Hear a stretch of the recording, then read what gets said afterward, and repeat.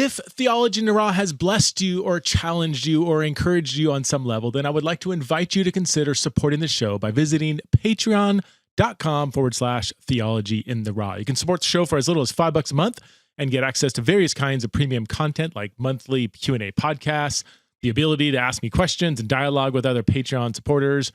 Gold level supporters are able to participate in monthly Zoom chats where we talk about pretty much everything. Those chats can get pretty wild sometimes, and I absolutely love it. So join the Theology in the Raw community by signing up at patreon.com/Theology in the Raw. Hello, friends. Welcome back to another episode of Theology in the Raw. Do Christians have a theological mandate to support the modern state of Israel? That's the question we're going to wrestle with in this forthcoming conversation. I could think of few people more qualified to help us wrestle with this question than Dr. Gary Burge. Gary Burge did his Ph.D. at the finest university in the world, namely Aberdeen University, where I also did my Ph.D. We didn't study together. He's a couple of years, maybe a few years older than I am. But Gary did his Ph.D. in New Testament Studies under I. Howard Marshall at Aberdeen University. He taught at Wheaton College for over 25 years, and then Calvain Theological Seminary, where he has just recently retired. And I say Gary is highly qualified to help us wrestle with this question because he's written 2 books on the question of the promise of the land within biblical theology. He wrote a book called Jesus and the Land. What does Jesus have to say about the land promises of the Old Testament? And then he also wrote another book called Whose Land, Whose Promise, which also wrestles with the land promise in light of ongoing conflicts in the so-called land of Israel, Palestine. So we do focus on the question of the land promise in the Bible. We do also spill over into conversations surrounding the current conflict in Israel, Palestine. And as with any guest that I have on, Gary is going to bring his own background, his own perspective. And I don't, in this podcast, in this platform, in Theology in the Raw, I never ask people to simply sign off on what people are saying, but simply to listen, to engage, to wrestle. We are all about having curious conversations with a diverse range of thoughtful people, and Gary is certainly a very thoughtful person. I enjoyed this conversation very much. So please welcome to the show for the first time, the one and only Dr. Gary Burge. Gary, thanks so much for joining me on Theology in the Raw. I'm really excited about this conversation. Great, Preston. It's wonderful to be here with you. So you are an expert in we'll call it land theology. What does the Bible say about the land of Israel? We'll just call it the land of Israel for now. But tell us briefly who are you and how did you get it? How did you become interested in this question about the land promises in the Bible? Yeah, so great question, because I think all of our academic interests really do flow from some experience we've had at some place along the line. So like you, Preston, I have a PhD from Aberdeen, Scotland, and I've taught New Testament for quite a long time, about 40 years, actually. I have been at places like Wheaton College for 25 years.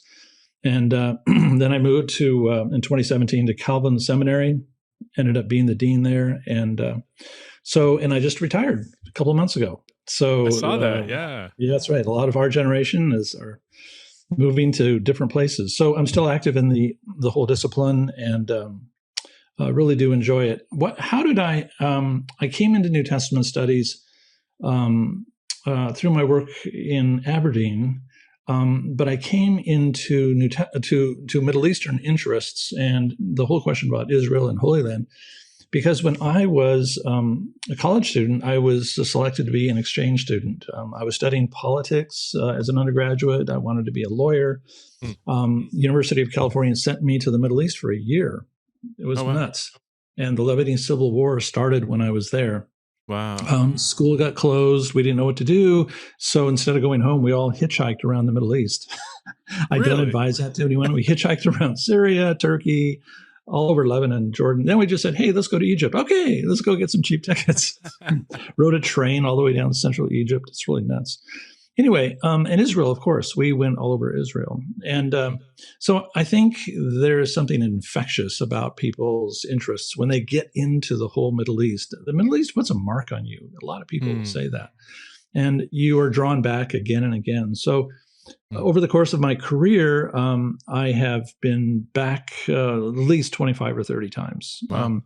I've helped lead conferences in Baghdad, Iraq for Presbyterian pastors, likewise in Cairo, Egypt, Libya, Damascus, Syria. So anyway, it's fairly extensive network. But the group that has drawn my attention the most have been the Palestinians, because they have a lively Christian community there. Yeah. Worldwide, about 10% of all Palestinians are Christian. But things are so hard for them in Israel that 8% of them have migrated. So it's about 2% now. Wow. So anyway, so there I am, a New Testament guy, and also somebody who has got extensive experience in the Middle East, especially with Israel and the Palestinians. And I'm breathing evangelical air because I'm at Wheaton College, for instance, and I am hearing theologies which actually are siding with one political view or another. And I'm asking myself, are these theologies effective, especially when these theologies lead to the suffering of my Palestinian brothers and sisters in a place like Bethlehem or Nazareth?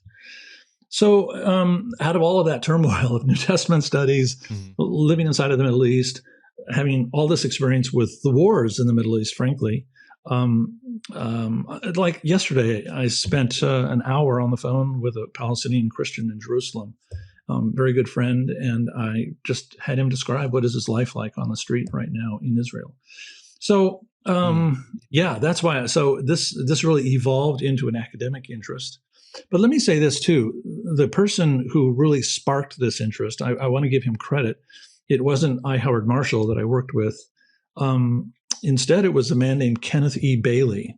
Oh, yeah. And Ken Bailey, a very famous gospel scholar, works in the parables. He taught in Beirut for a number of years. I studied under him for half a year there. Huh. But anyway, Ken and I became lifelong friends.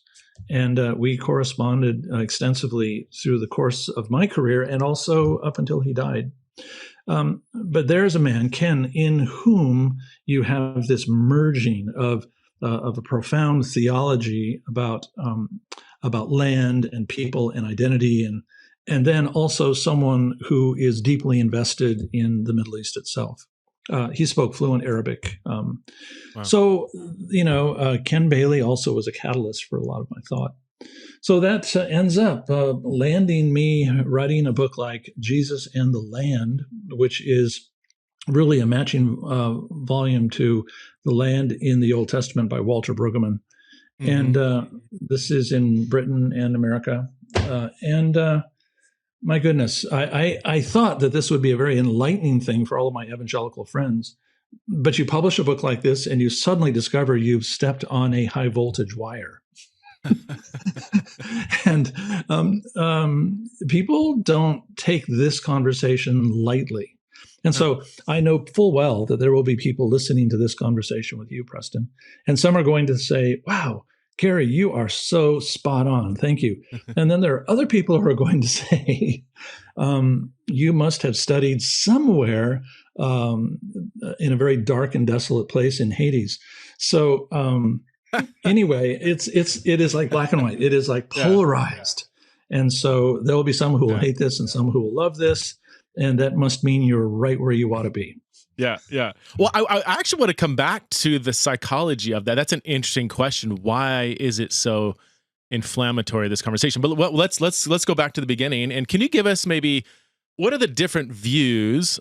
Let's start there. The different options, the different views of the land promise in the Bible. There might not. I'm sure there's probably more than just two, but like give us maybe big picture stuff. What are the different views you're wrestling with? Yeah, let's do it with the larger picture. The question really has to do with covenant. And the question is, the land promises are connected to Abraham in the Old Testament. So the question is Abraham's covenant and its benefits still applicable to those who are his blood descendants even today, namely modern Judaism and its expression in modern Israel? All right. So that's one question. And there are many, many evangelical Christians that will say absolutely that the promises given to Abraham do not go away. And therefore Abraham's covenant is still intact. Therefore, the modern state of Israel can make a theological land claim. Mm-hmm. So yesterday I just went online. I won't mention who, but a very, very influential pastor in California. And that's exactly what he was saying. Gaza belongs to Israel. So if the Jews have to kill and push people out of Gaza, then that's their right. God will be on their side. Okay, that's the big picture. So it's really about covenant and it's about Abraham. There are other people who come along and they say, well, not so fast, because what does it mean that the covenant we have with Christ intersects all of this? In other words, then, two questions. The first is, who are the children of Abraham? Because it's the children of Abraham who are heirs. And everyone in New Testament studies has made a consistent case, it's the tradition of the church, that Paul is saying Gentiles now become children of Abraham. Romans 4, Galatians 3. So that's the first question. So it isn't so simple. Attachment to Abraham is not by blood, but it's by faith. That's Paul. The second question is, what is the locale? What is there a spiritual location, a locus, where God is at work? And therefore, is there this notion of holy land that Jews would have, promised land, and does the New Testament intersect that? And the answer is yes. We have this in the Gospels, Acts, we have this in Paul. And so therefore, Christians are saying, well, this argument that anyone with a Jewish bloodline, therefore from Abraham, still can claim Holy Land. And secondly, this is only for Jews and Gentiles are excluded.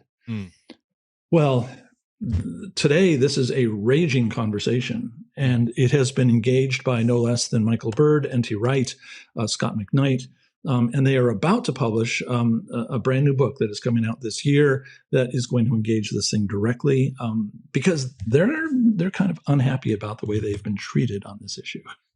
Where would they? I'm curious where they would. I thought. Well, yeah. How would you describe their position? Well, the thing is that the question of land is only a secondary crater, but there's a larger explosion in the middle of it all. And it's the question of covenant. And it's the question of the relationship between Israel and the church. Right. And so therefore, is there continuity or is there discontinuity? That's the question. Yeah. And therefore, what you have to ask is the message of the New Testament an announcement that the Messiah has come for Israel, and therefore all the old wineskins are going to break? Right. That's really the question. So let me frame it this way. A very important article written by James Dunn in 1998, and the title is awesome. It is Paul, Apostle or Apostate? And the question is, inside of Paul's theology, does he leave Jewish theology unperturbed? Does he leave it alone? Is it intact? And therefore, he doesn't believe that Jews without Christ are in any jeopardy. In other words, all of the Jewish theological system, therefore, stays intact and therefore is saving. Those who are committed to another discussion called Paul in Judaism today, they are trying to make that case that Paul, therefore, is someone who simply has refined his Judaism without abandoning it. Okay, we all say that to a degree. But then there's another set of voices, and that's these guys who are going to say, no, there is discontinuity as well. The arrival of the Messiah has meant something definitive, and therefore anyone who is going to detract from the exclusivity of the arrival of Christ demotes Christ. So, that's what they essentially are saying. So, therefore, something new has emerged in Christ. There is a new covenant which affects all of the other covenants. And if that's the case, then it puts on the table, on the corner of the table, but still on the table, the question of land. Because land is connected to Abraham through covenant benefit. Mm-hmm. But if Christ disturbs that, then, of course, everything is up in the air. Yeah. So it would, okay, no, that's super helpful. I want to jump in with my own. Well, I'm gonna withhold kind of my thoughts in this whole discussion. Let's go back to the first view you articulated that would be, it would be common in dispensational circles, obviously, Right. Mm-hmm. Pentecostal, I would say, right? Pentecostal Yep. circles. So very different brands of evangelicalism, and yet, similar focus on, they might see things like 1948, when Israel became an official political state. They would see that as connected to biblical prophecy, correct? Oh yeah, many people who are in those traditions, then they're in that time they're not really thinking along the lines of covenant and Abraham. There's simply this is a whole prophecy movement in the evangelical church that wants to say, okay, there's been this yearning for people for the reconstituting of God's people in the Middle East, in Israel. This has been the prediction of the prophets of the Old Testament. Never mind, the prophets are actually referring normally to the return from the exile in Babylon. Right. But they saw 1948 and the establishment of the state of Israel as, yes, fulfillment of prophecy. And then 1967, that war in which Israel takes all of the land, that also then is the culmination of those expectations. Okay. Which just as an aside, Preston, it just strikes me as remarkable because the land promises in the Old Testament are always connected to covenant fidelity. Right. All the time. Right. And if you're not faithful to the covenant, then you're going to be removed from the land. It says in Leviticus, it'll spit you out. Yeah. So today, what we have is Christians making the claim that this modern state of Israel, which was founded intentionally to be secular, it was, they did not even in its original founding documents want to put the name of God in. Here you have a state that has no national intention of interest or fidelity in the covenant, none whatsoever. In fact, we think that only roughly 20%, 20% of Israelis are religiously active. That's what they call it. Are you religious or not religious? That means, are you going to synagogue? Do you recognize the Sabbath? That kind of thing. So it is a very secular country. Yeah. The vast majority is not religious. So therefore, I ask, if Jeremiah stepped into that scene, he would be puzzled to find people claiming a lineage back to Abraham, having no interest whatsoever in the covenant or God for that matter, and yet making a claim that the blessings of land and Abraham belong to them. That to me is stunning. What I think would people say yes to all that, but then say, well, this is kind of a preparation, like this is kind of a first step toward, Israel actually, or Jewish people. Now they're now in the land, and at some point in the maybe near future, they're going to actually come to Christ. The kind of Romans 11 thing. There's going to be this renewal, and this is kind of a first sign of that renewal. Is that what some people might? Because that does feel like your pushback to that is pretty clear. I think it's like, how do you argue against that? I think that's how they would get around that, right? That this is first stage. I mean, some Messianic Jews will take that view, especially Christian Zionists will take that view. But I ask, well, where's the evidence for that? I mean, this is complete speculation. It is. All I do know is that in the Old Testament, there is a consistent message. If you ignore the covenant, if you do not live by covenant righteousness, and you're not worshiping God or interested in God, then out you go. It's very simple. There's no complicated math here.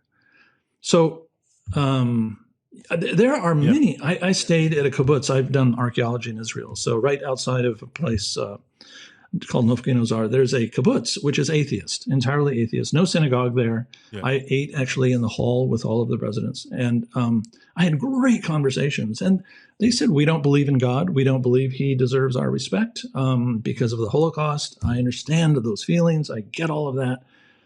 But then I really came away and I thought, well, okay, so how do you stand, an atheist who has a cultural and legacy, DNA, a legacy to Abraham, but has zero faith?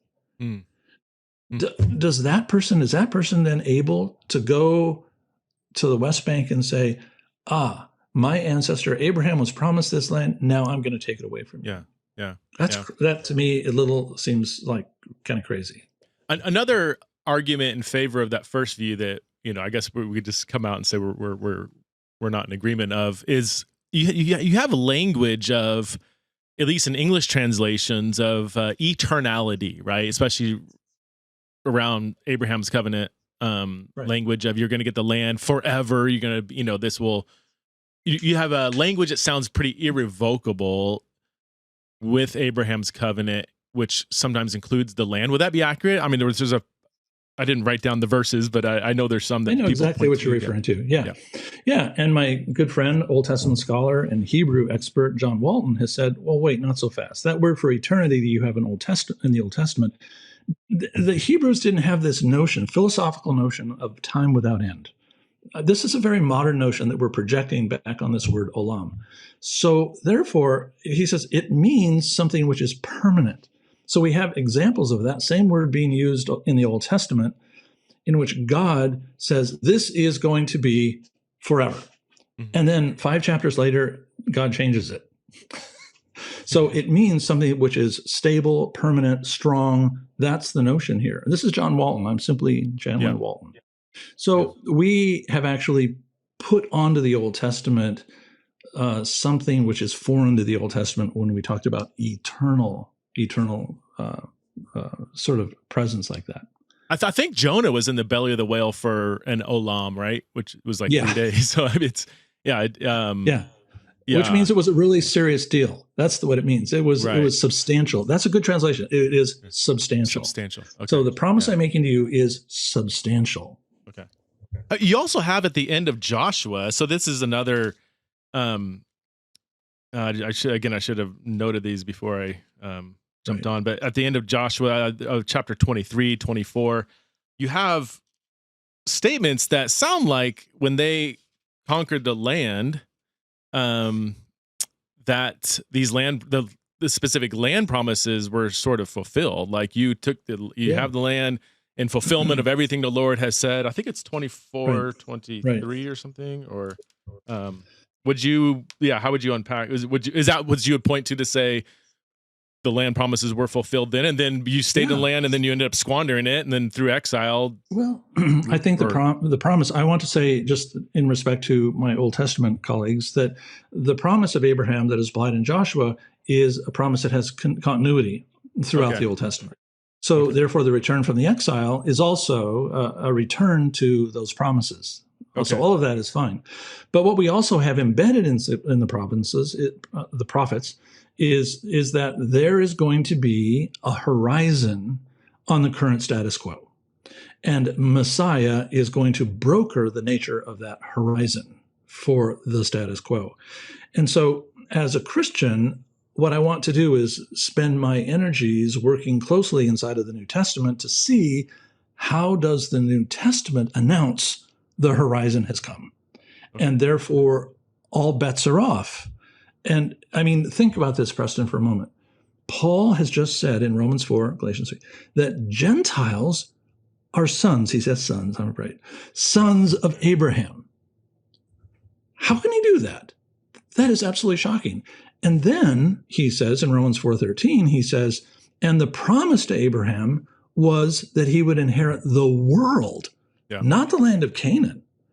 So in other words, Paul is reimagining what God is doing. God is interested in not the provincial preservation of a nation in the Middle East. God is interested in the restoration of his entire creation. And therefore, what you have now is the inclusion of the Gentiles along with Jewish believers, and together the confluence of these two streams create the very people who will take the blessing of Abraham to the rest of the planet, the world. So, the New Testament has this universalizing interest when it comes to these. The horizon has come. Messiah has arrived, and therefore all bets are off. Okay. The way I've worded it, and I'd love your thoughts on this, is that you have in Genesis, 1, 2, and 3, God has this plan for all of creation. He gives all of creation to Adam and Eve, his presence dwelling in Eden. And then when they sin, they're exiled, So you have land, blessing, Exactly right. and then they are cursed in exile. And you have that same kind of land, blessing, curse, exile, the very language now embedded in the Abrahamic promise. So like there's the discontinuity is instead of the creation as a whole, now it's the specific land of Israel, but they go through the same kind of blessing, land, inheritance, curse, exile. The book of Judges does the very same thing. I mean, with Benjamin and and Dan, the very same thing. You live unrighteously in the land, you lose your covenant land. Right. It's very simple. Judges does it. Exile, But then the fulfillment, though, like you said, in the New Testament is the same kind of thing. We are blessed by becoming children of Abraham once again. But but the in terms of the land component, it extends once again to all of creation, which is why you see that it's Romans 4:13 that the promises were given to Abraham, that his inheritance, that his descendants, including Gentiles, without being circumcised. Which that's another, because you have Gentiles coming into the covenant, promise of Gentiles coming in, but apart from circumcision, apart from becoming Jewish, that's one of the most shocking things in the new covenant. Exactly. But Paul's argument in Romans 4 is that, look, Abraham was not circumcised when these promises came. Oh, right. Yeah. He was a Gentile, so basically. Yes. Yeah. Okay. You said it, not me. So anyway, I mean, he really does. Without circumcision, what is he? He's like a Gentile. So therefore, Paul is saying, really, no, what attaches you to the world of these promises is faith in Christ. Right. So therefore, he actually says, then in Romans 2, he says, so therefore, even if you're circumcised, your circumcision can become uncircumcision. So he's arguing that these markers that traditional religion has placed on the people of God now are dissipating at the horizon of these covenants. That there's only one measure, and the one measure is, are you attached to Christ or are you not? Mm-hmm. Let me give you, Preston, a really nice illustration of this. It is in John 15. The Gospels, as I say in this little book, that you have to be careful at this time in the first century when you talk about land and politics. Almost like today. It's kind of funny. But you would be threatened in the first century by this. But anyway, in the Old Testament, when Isaiah, for instance, imagines what Israel is a vineyard. This is used in the Gospels regularly. Israel is a vineyard. And the people of God are like vines which were lifted out of Egypt, carried to the Holy Land, and planted. So the question of Israelite identity was always, are you planted in the Holy Land? That's always the question. And as you live in the Holy Land and you're well planted and you are fruitful, God will protect that vineyard with a wall. Okay? If you're not, God will tear down the wall and destroy the vineyard. It's very clear. This is Isaiah that I'm channeling here. Jesus uses this in one of his parables, the parable of the vineyard, and he says, this vineyard will be taken away from you and given to others. That's astonishing language in the parable of the vineyard. But in John 15, Jesus is doing his own spin on Isaiah's vineyard parable, because he says the question is no longer, are you planted in the vineyard of God's holy land? That's not the question any longer. The only question is, do you see that Jesus is the one vine planted that matters? And the question for you is, are you attached to Jesus? So in Jewish theology, the question of attachment and identity is rootedness in the geography, you might say. But in John's mind and Jesus' mind here, the only question is, are you planted, are you grafted in to Christ, because he's the only vine that matters? So what you have is a rearranging of what I call spiritual geography, a reimagining of spiritual geography. And so, and I think when you read John 15 and you read the parable of the vineyard in the synoptics, and then you go back and you read Isaiah's vineyard parable, you see, oh my gosh, they are upending all of the metaphors. Is John 4 the neither this mountain nor that mountain does that play into it as well? Because that is a very geographical exactly. concern, right? Which geographical place are we going to be worshiping? Oh, yeah. The Samaritan woman is exactly that in John chapter 4, where she wants to dodge his promise by saying, well, we worship up here on Mount Gerizim. I'm a Samaritan. And she says, you worship in Jerusalem. Yeah, we have 2 temples. There's a whole history of the rival temples between the Samaritans and the Jews. We get all of that.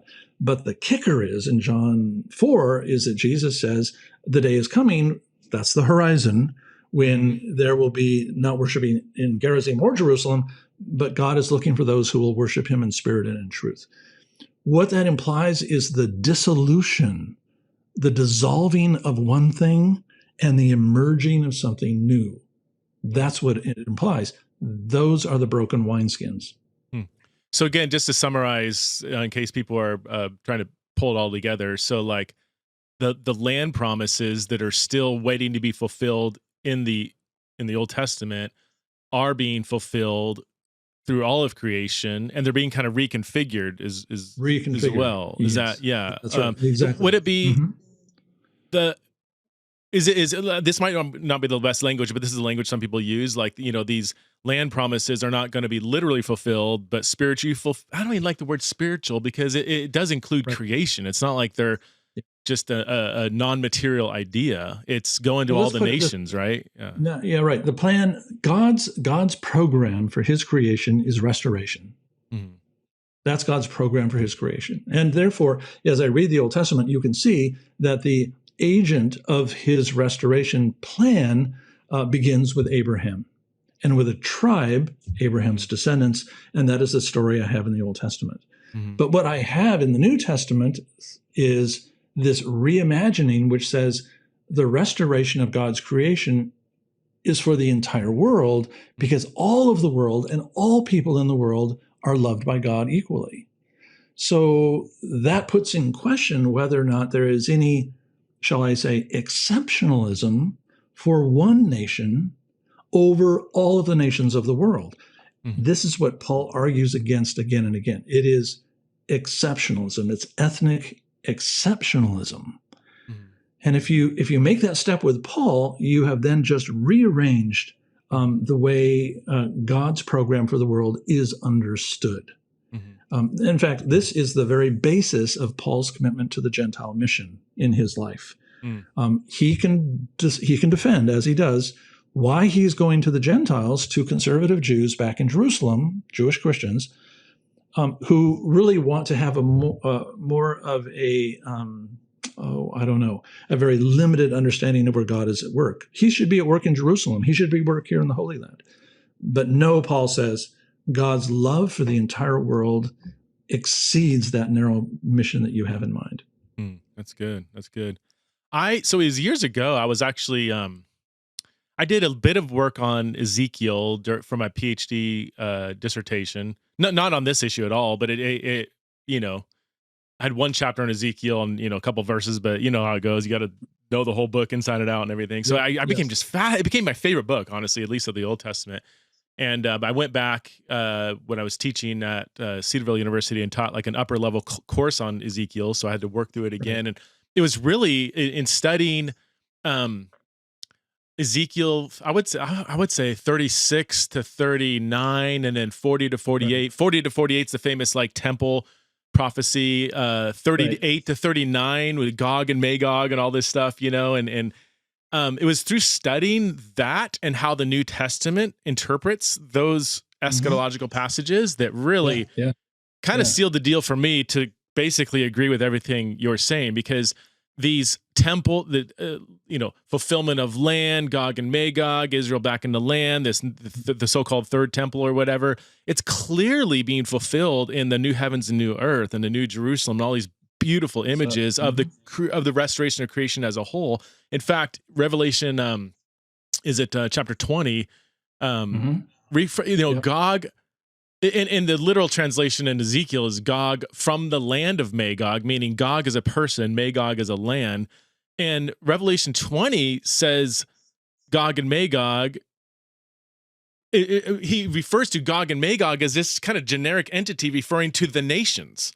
So he clearly just interprets it again, not against, but he extends it in in a different direction than what if all you had was Ezekiel. What you would think would happen? He's universalizing. He's saying that the great struggle. Exactly. He's universalizing. So the great struggle that you have focused in historic Ezekiel or back in that period of time in the Old Testament is a struggle between the surrounding nations and the nation of Israel itself. Right.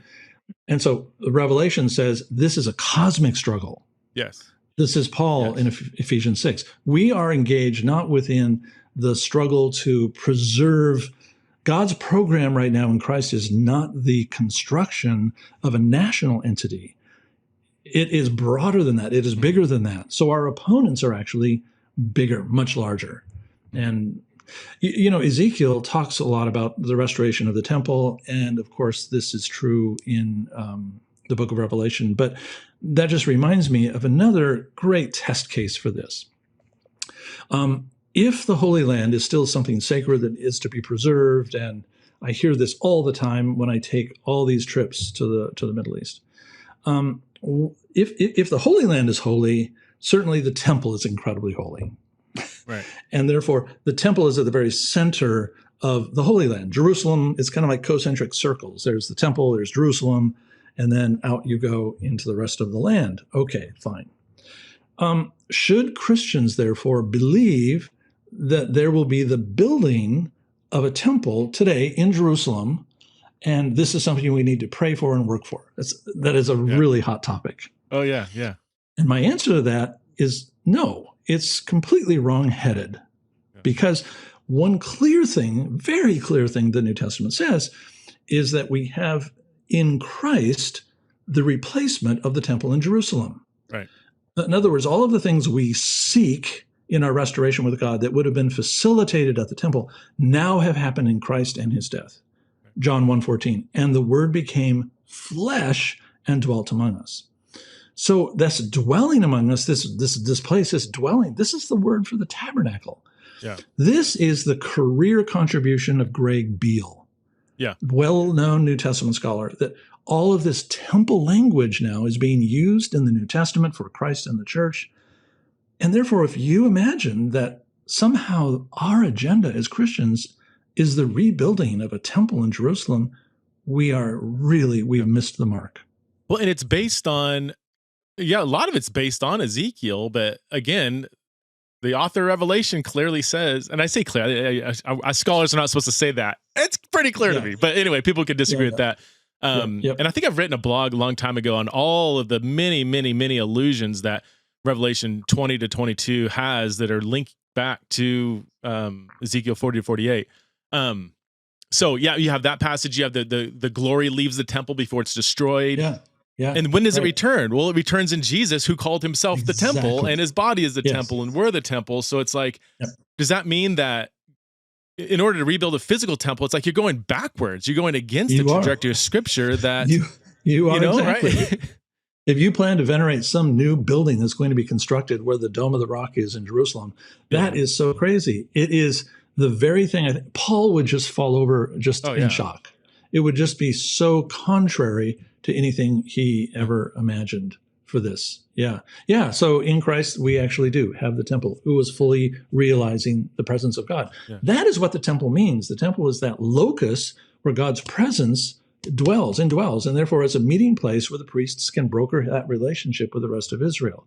So Christ is that place, that locus, that space of that person. The incarnation means God has come into history and is present in history. That's the temple. What would be the strong, in your mind, the strongest counter argument to your view? Let's go back and let's try to steel man the so-called dispensational view or Pentecostal view, or the view that I guess probably a lot of people, I don't think they would have a airtight argument for it. It's just kind of in the air of evangelicalism, right? I think a lot of people haven't really studied this out, but it's just like, aren't we supposed to support Israel? I mean, God loves Israel and made promises to Israel, and we equate the modern state of Israel with biblical Israel. Anyway, what would be in your mind, the strongest argument for like a dispensational sort of reading? Would it be taking these promises in a more literal fashion in the Old Testament, or? Right. I think let me just put it this way. With my friends that I debate with, they believe that the strongest argument is not necessarily a theological argument. Okay. They believe that the strongest argument is entirely subjective in my mind. And that is, it is a miracle that Israel, the regathering of Jews in the Middle East happened in the 20th century, that Israel became a state in 1948 and gained all of the land in 1967. All of this is a divine miracle. And therefore, you cannot contradict the evidence that you have at hand. Okay. So for most, honestly, it isn't a theological argument that comes my way. That, in their mind, is the strongest argument. And I guess I would respond to that by saying, that is a very limited understanding of history, because people have made claims throughout history, human history, millennial claims, that some way our time in history is a divinely ordained time, that our building of this nation, from the Byzantines right up to the building of the British Empire, somehow God is blessing us. Manifest destiny, even of taking North America. This is something that God wants us to do. They're the Canaanites, we're the Israelites. Right. This kind of rhetoric is so dangerous, but it has been used so many times. So I ask my debate partners, I say, do you realize that the same argument has been used dozens of times throughout history? And what's so shocking to me is they just don't know this. They do not know this. Christianity has been millennial, as it were, that our time in history is now the fulfillment of prophecy. That has been done again and again and again. So, is that a strong argument to me? I don't think that's a strong argument at all. Yeah. Because the fulfillment of the prophecy of Ezekiel, Jeremiah, is a secular state. This, by the way, is the problem that ultra-Orthodox Jews, Hasidic Jews in Israel have with the modern state of Israel. Most people don't know this, but there are many, many Hasidic Jews, the ones with the curls and the hats and all that, that don't support the state of Israel. Really? And And the reason they don't is because they think, first, it is theologically bankrupt, which I've just explained, because they don't care about that theology.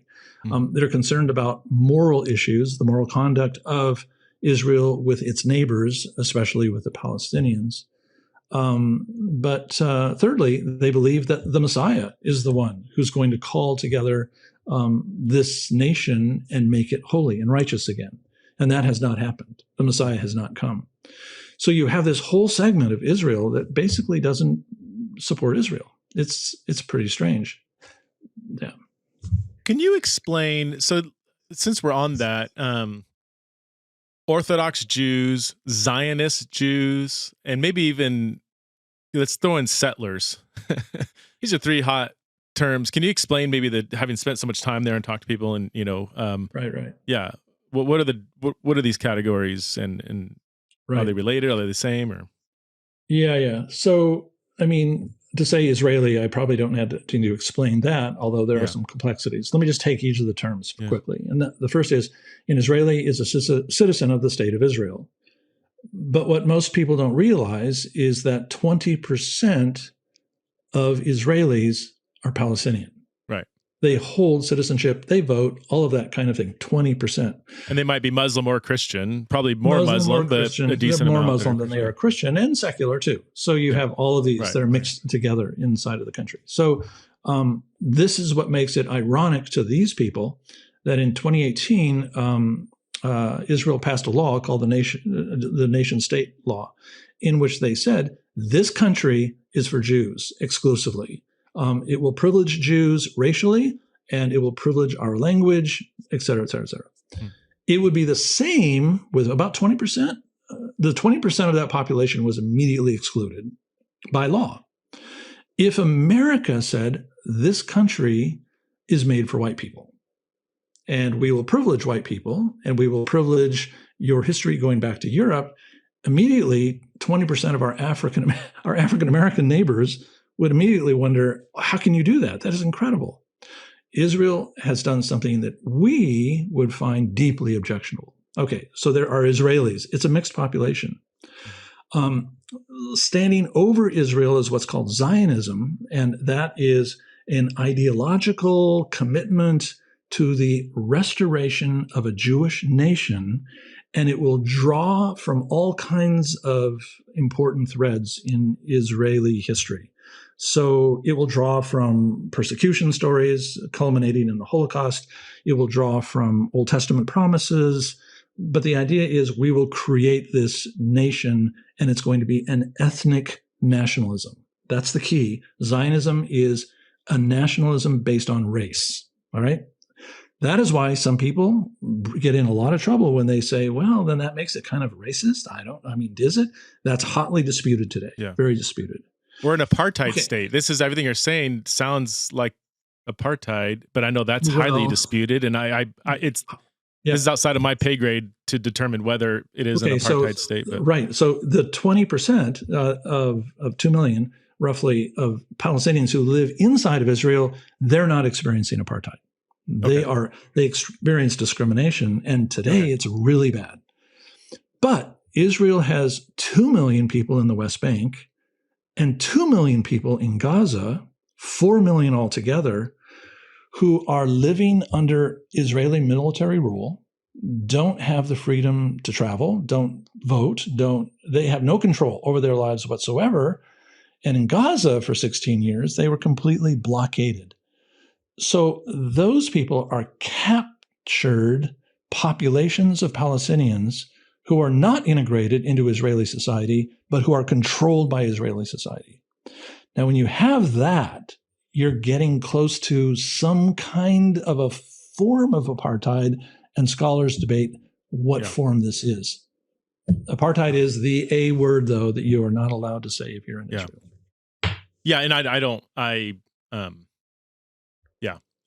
don't know enough to determine whether this is or isn't. I had on, Palestinian Christian Daniel Bonora on the podcast, and he told a story of when Desmond Tutu and some South African leaders visited Israel.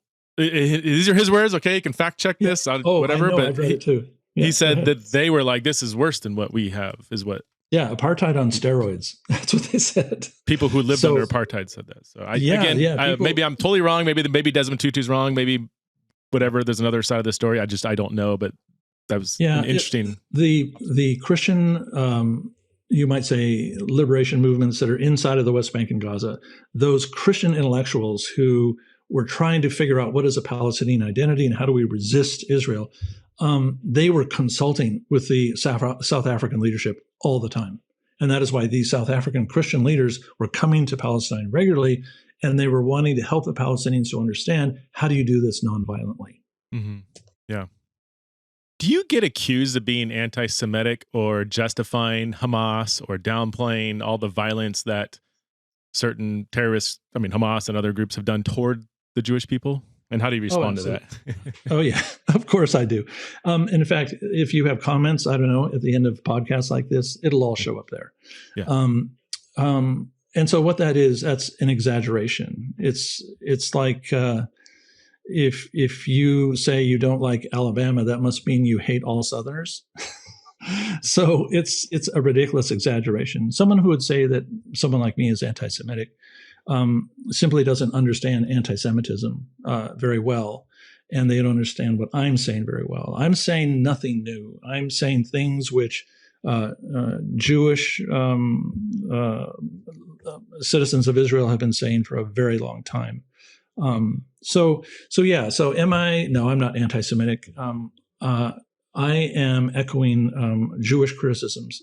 Just simply because you are going to lodge a moral criticism against Israel doesn't mean that you're anti-Jew. That's the very important. If you are critical of Zionism, doesn't mean you're anti-Jewish. This is a correlation which Israel has tried to make very carefully, that if you are against Zionism, as I said, which is based on race, or you're against sort of critical of Israel, then you're anti-Semitic and you belong to the Holocaust. This is how my debating partners wish to silence the discussion. If you speak any more critically about Israel's activity in Gaza, for instance, the remarkable and breathtaking killing of now 6,000 or 7,000 people, amazing. To speak against that as disproportionate to what had happened on October 7th, is to make you anti-Israel, anti-Semitic, anti-Jewish. And I just think it's a fallacy. It is not a successful argument. What would you say to someone that says, well, they started it? Like that, it's not like Israel would have just, hey, we feel like bombing the heck out of Gaza one day and let's go kill 7,000 innocent people. It's like Hamas started this. In fact, they always start it. Like it's always them shooting the rockets over, and then Israel responds. And sure, it might be disproportionate. Sure, civilians get killed, but it's not like Israel doesn't start these things. How would you respond? That was I mean, if I'm totally honest, that was my perspective up until probably 2 years ago when I had a better understanding, and I'm still very much a novice in the history, and the more I study, the more complicated the history is to me. But I would have said the exact same thing. And I spent time in Israel, and when I went to Jewish villages, everything is great. When I went to Palestinian villages, I got rocks thrown at the bus, and it's like, well, how, But again, I'm entering into a situation I know nothing about at that time, 25 years ago. But yeah. Like every conflict, you have to have the context. And if you don't have the context, you're going to misunderstand the conflict. It's, and Gaza is especially subject to that. Let me just give you just a couple of kind of crazy facts, okay? 70% of the residents of Gaza are all refugees. You might ask, well, how did they become refugees? It's because when Israel began as a nation from 1948 to 1955, they began a process of emptying Palestinian villages, moving them by force, getting them out of their country because they had a demographic problem. When Israel put up its flag in 48, the majority of the residents in the country were Palestinian. So what do you do with that? You push, they did, 700,000 Palestinians out of the center of Israel. Now, when it comes to Gaza, those areas in the south, like Ashkelon, they pushed Palestinians into Gaza and then they slammed the gate. So they could never get out. So you've got like 3 generations sitting in Gaza under incredible poverty, angry as ever, asking, how is it that we end up living in this cesspool of a city and we are surrounded by fences? We can't fish beyond 5 miles. We have no control over anything from electricity to water to internet. And then for the last 16 years, we've been living under a full Israeli embargo.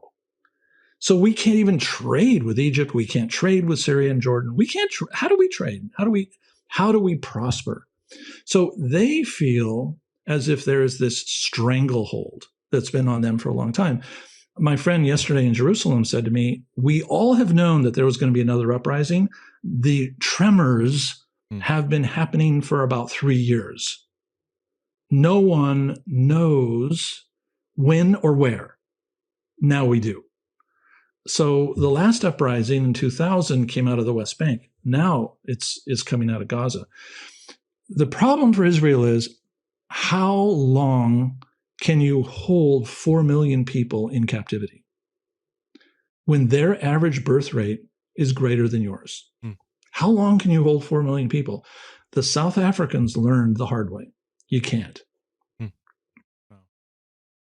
Well, Gary, this open up lots of cans, and this is an important conversation to have. Want to reiterate again, I know with all the polarization, I think especially if you're not from the land or live in the land or have even been to the land or haven't done extensive studying, now's a time to not cling to maybe a narrative that you don't quite understand, but to listen. And I think listen, learn, listen, be a patient learner. And if at the end of the day, maybe everything Gary says is actually wrong or his narrative, whatever, then whatever. But like, to get there, I think a lot of people enter into this conversation clinging to a certain narrative that they haven't really examined, and that's what I'm doing. I'm just trying to examine and learn and listen, especially to a certain perspective, maybe that I wasn't bathed in for 40 years of my Christian life. Why do you think? I did. You raised this issue. It was really interesting at the beginning. I want to come back to it.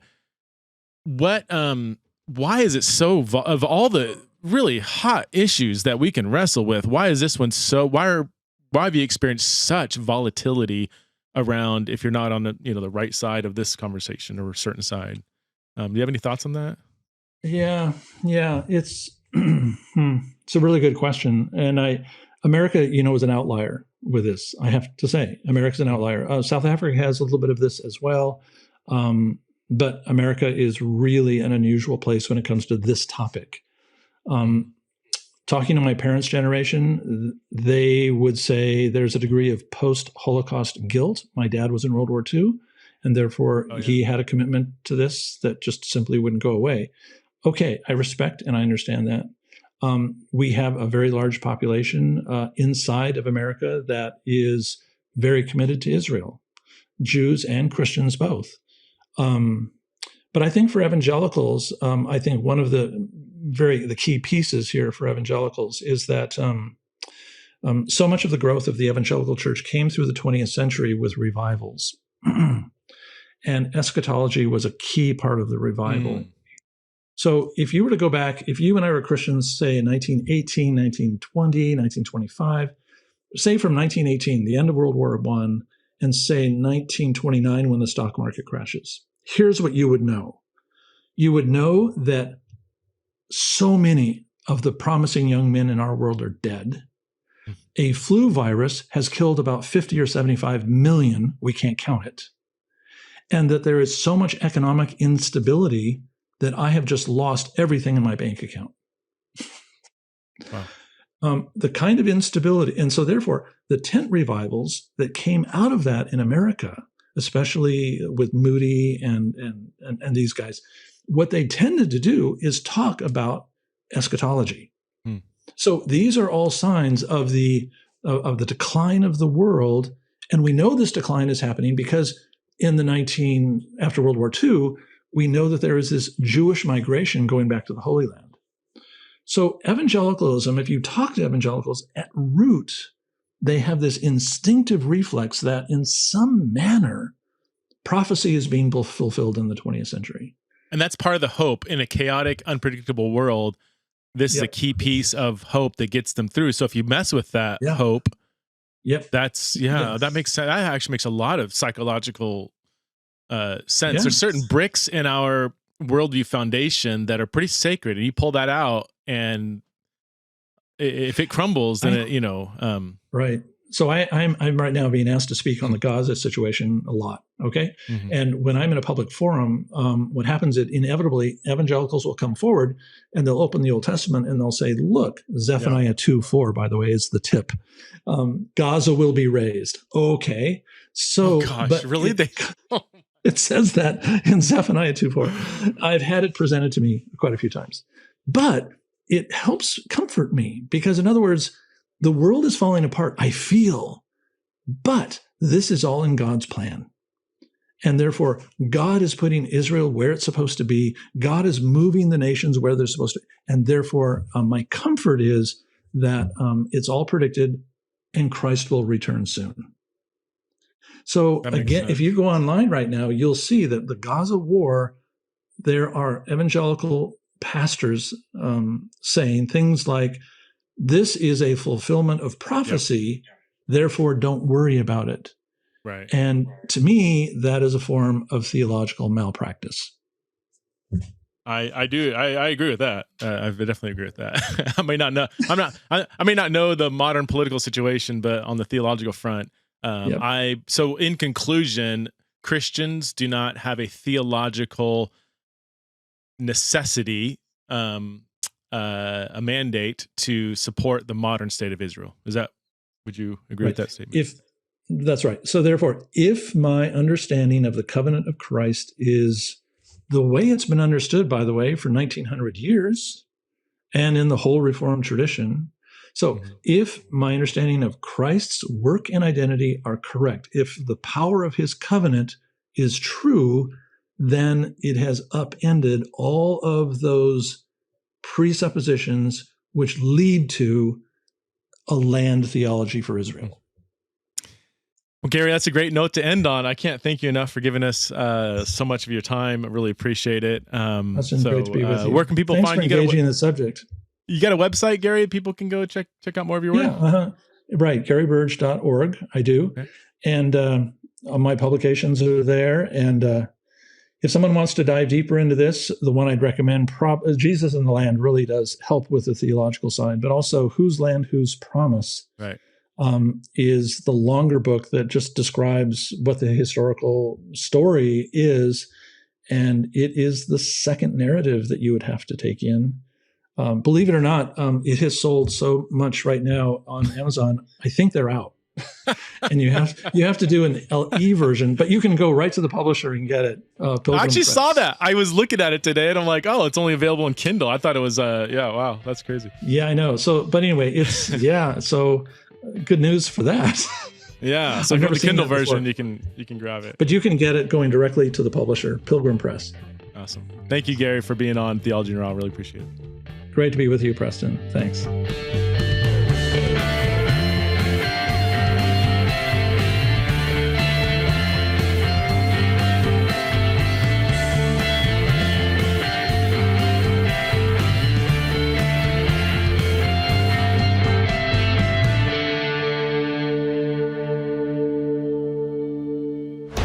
This show is part of the Converge Podcast Network.